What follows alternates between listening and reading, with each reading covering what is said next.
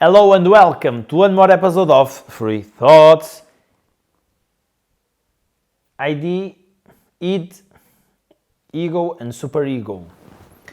The second presentation of Freud in the psych. Second topic on the mind from Freud. The one that brought us the term of the unconscious. So, these three instances of the mind were presented around 1920s. And the ID, it means the instance of our psyche that it is the wilderness, wild.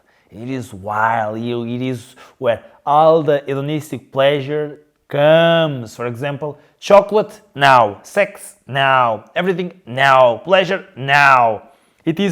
It follows the principle of the irrealistic. It's irrealistic, okay?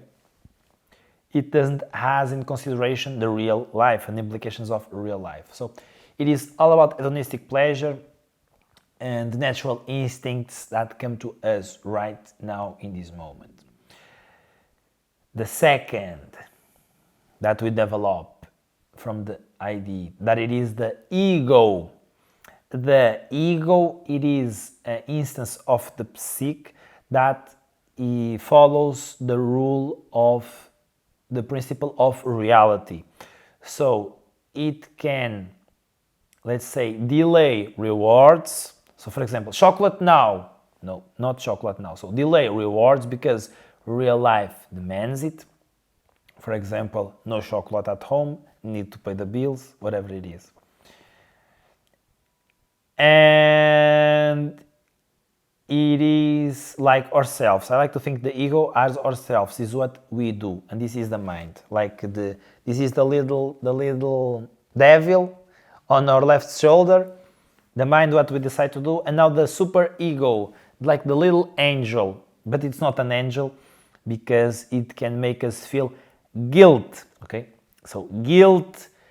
And everything that has to do with moral, it's superego. So norms, what's right to do, it is with superego, okay? So it can make us feel shame, guilty, and all negative feelings and emotions that we don't want to feel, okay? So this is doing the right thing, let's say. And if you don't do the right thing, superego will smash our head and will be really strong and tight and do the right thing, bro. You should not betray other people, and you should not betray other people. So it's our moral. And ego has to make the satisfactions of the superego, and at the same time it has to release some tension of the ID, of the ID, because they are both, let's say, making tension into ego.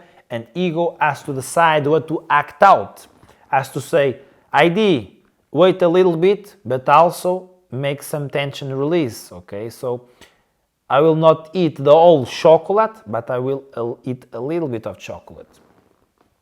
And it's the same for the super ego. If we only do ID, hedonistic, more probability of superego coming to say, you're conscious, no, and your demands, and your life, and your family, okay? And the opposite is also true. If you only take care of superego, the person will feel a lot of guilt, and there will be a lot of tension from the ID too in this perspective. All right, so this is interesting to see, I believe, because we can look inside ourselves and say, oh, look, it's my ID coming. Oh, look, it's my superego. And this is me trying to fit both, giving me a little bit of pleasure and doing the right thing and pursuing life as how it is. Also, superego can be a little bit more flexible and healthy and make us, maybe in this interpretation, help us develop with the ego feelings of compassion, for example. And this is really interesting to know. That's it for today. I hope you liked, and